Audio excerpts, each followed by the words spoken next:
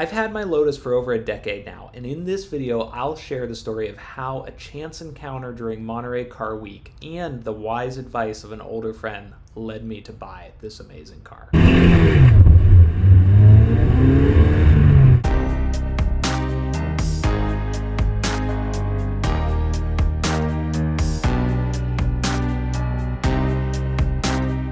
When most people are starting a family and have their first child, they typically buy an SUV or a minivan. Well, I'm a bit atypical, so when my wife and I had our son, I bought a Lotus Elise. 2 seats, minimalist interior, hard to get in and out of. Is the Elise a practical car for a growing family? No, of course not. But is it a good place to spend time alone when you need a break from being a parent? Yes, absolutely. When your therapist says go to your happy place, well, for me, this is it. So maybe it actually is a smart choice for new parents. I mean, let's face it, being a parent is hard work. Even though I bought the Elise because it was within my budget at the time, secretly, I kind of thought I'd upgrade to something else in the future. But I fell in love with the car more and more as I learned about the history of Lotus. And now, after 11 years, rather than getting tired of my Elise, I love it even more than when I first bought it. Chapman was a genius. He changed car design and motor racing forever. His principle was to add speed, add lightness, and he made his cars more agile and efficient when everyone else was simply adding more power to go faster. It was a very different approach. And then Chapman's cars started winning. And he didn't stop there. His team pioneered the monocoque chassis, aerofoil wings and ground effect, changing Formula One forever. It's like a relationship that starts out because of physical attraction, but then you discover all the other wonderful things about your new partner, like they're smart, they can cook, they enjoy exercising, they're a good parent, they offer you good advice, and they're funny. Well, that's kind of how it was with the Elise. I loved the way it looked, and over the years, I've come to appreciate all the things that it's good at. I've grown even more attached to both the car and the Lotus brand as we've gotten to know each other. Like other Lotus owners know, the Elise gives its owner that increasingly elusive kind of pure driving experience that many folks think they can only get from an older vintage car. But of course, with a modern powertrain in the Elise, you don't have any of the vintage car headaches. The core philosophy of Colin Chapman resonated with me too, keeping the car light, coming up with clever engineering solutions, and keeping things simple and efficient throughout the entire vehicle. As I learned all about the history of Lotus and what the company stood for, I identified with and connected with my car even more than when I first bought it. Now, I'm not going to tell you about all the experience that I've had with this car over the years, but it's been a lot of memories with this car, and really, that's a big part of my YouTube channel. Cars are fun because of the experiences and the memories that they help you create. So all right, let's talk about my criteria for selecting a car back in 2009 when I was shopping for this. To be honest, I wasn't even really looking for a Lotus. So this is really a story of how it found me more than how I found it. I had an Audi A4 at the time that was my daily driver, and I was looking for some sort of fun replacement. I wanted something quick and sporty, but with a growing family, my options were kind of limited. Normally, I am super methodical about this stuff, but I guess back then I wasn't, because looking back through my old emails and docs, I didn't find too much until I had already decided on the Elise. But anyway, my criteria were pretty simple, really. 1, it had to be under $35,000.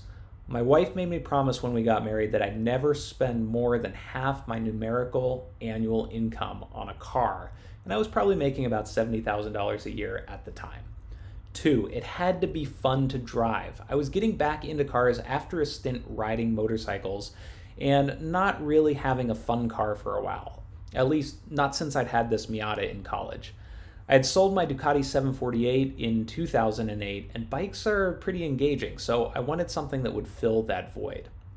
Another criteria that I thought I had to have was 4 seats, since we had the baby at home.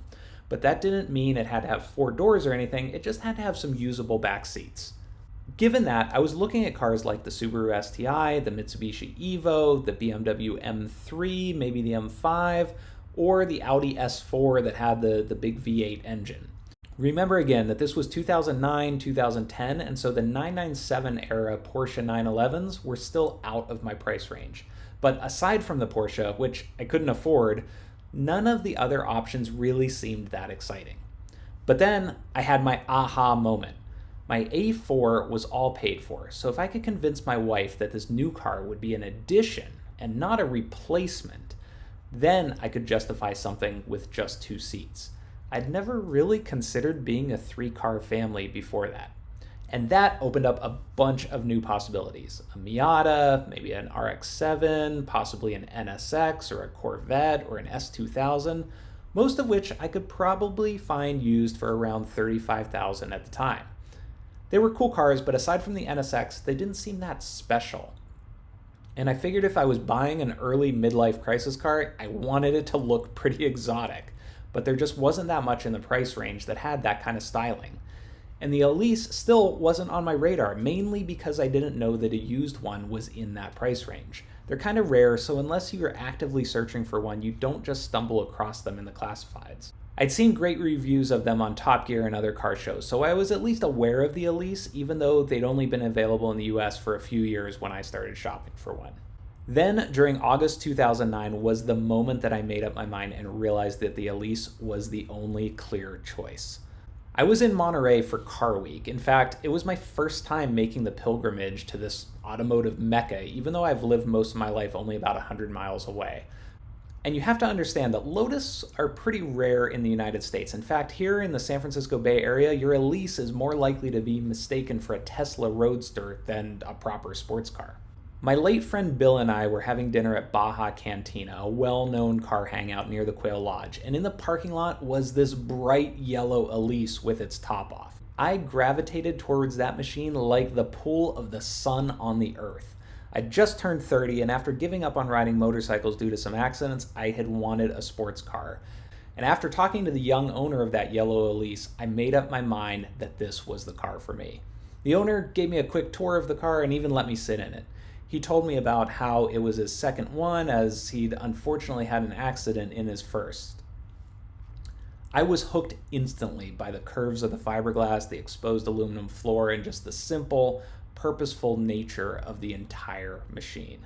After that day, I began my search. The funny thing is, I didn't know too much about the Lotus brand at the time. I just knew that the car ticked the right boxes for me. It was for people who cared about driving, it was beautiful and exotic looking, and it was within my budget, barely. I seem to remember him saying that he was a grad student at UC Davis, which I thought, wow, that's a really nice car for a student. And then he shared that a used Elise was in the low $30,000 range. Suddenly, the car that I imagined was totally out of my reach seemed possible. My friend Bill also spent some time checking the car out. He's a judge at the Tahoe Boat Show, and so he understands design and details really well. He also has some good taste in cars, owning a 356 Roadster and a 246 Dino, which only many years later will I come to realize influenced the design of the early Elise. Bill told me without hesitation that I should get an Elise. Now, Bill was already in his 70s by then, and so he wasn't super into the newer cars like the Elise, but he knew a good car when he saw one, regardless of when it was built. And I already knew he was right. But could I really live with one? Would it scrape on my driveway? What's it like to drive? Can I deal with traffic in it? How loud is it? To answer those questions, I rented an Elise from Club Sportiva here in the Bay Area, and I was terrified of driving it when I first picked it up. It was by far the most exotic car I had ever driven. It was just so low to the ground and so small. But at the end of my 3-day rental, I was like, yep, this is it. That was the final confirmation that I needed, and then the search began. Looking for an Elise in 2010 was a lot different than it is right now. I mean, the oldest Elises in the US were still only 5 years old, and new ones were still being sold through the dealers. And given that it was a pretty uncompromising car, most of them didn't have a lot of miles on them. I won't bore you with all the different cars that I looked at, but given the rarity, I had to expand my search to the entire country. Though, obviously, I had a strong preference for something on the West Coast. I was picky and in no hurry, but I wanted either yellow, red, or blue. I'd maybe consider a silver one too, but I figured a car that looks like the Elise should be a loud color. Eventually, a guy I knew from a previous job put me in touch with someone at Ron Tonkin Lotus in Portland. The salesman told me about 2 used Elises that he had in the shop at the moment, but neither were really what I wanted. He said he'd keep his eyes out for me. A few weeks later, I get an email from him about a car that they just took in for trade on an Evora. The Evora, if you recall back then, was still really new. The email read, "So it's a 2005 with 6,000 miles. It's owned by a local VW and Volvo dealer that's friends with the Tonkins. I haven't seen it yet, but it's magnetic blue with biscuit leather." Then I get a follow-up email not long after that. "I have the 2005 Elise and it rocks. Here are the photos that I've attached from my iPhone. I'm sorry it's raining, so please excuse the low quality." And then he goes on to tell me about a little bit more about the car. One of the things that really caught my attention in this email was that it was a one-owner car with low miles, and the previous owner was a fellow dealer in Portland who also owned a Porsche Carrera GT and a bunch of other fun cars. So that made me realize that this Lotus would have been cared for and loved and taken care of. As soon as I saw the pictures, I was in love. The color combo of the magnetic blue with the biscuit leather interior just looked amazing to me. But for some reason, I don't know why, but I didn't immediately jump on what in retrospect was a great car for the price. I had a local friend in Portland go by and take a look at it in person, and he's nearly as OCD as me, and so he was texting me photos of every little nick that he could find. And I was still looking at a couple of other cars, and I tried to negotiate this car that I was already in love with down to about $30,000. We finally settled on $31,000, and even though I wanted to fly up there and drive the car home, having a newborn didn't really afford me the time that it'd take to do that, so I ended up having it shipped. At the time, this seemed crazy to me, buying a car totally sight unseen and having it shipped to my home. This was also a huge purchase for us. Waiting for the car to arrive was a lesson in patience. I was so excited, but when the truck finally arrived, it couldn't even fit down my street. So he ended up unloading it in the middle of the road about a block away where there was a lot more room. Well, that's it. That's the story of how I became a Lotus owner. And I enjoy this car even more now than when I first got it. I've said in my other videos that no company will ever build a car like this again. So if you can get a hold of one, do it. Anyway, I'm not really sure how to end this video. I guess it's, "And they lived happily ever after?" Or maybe "Until death do us part?" Thanks for watching.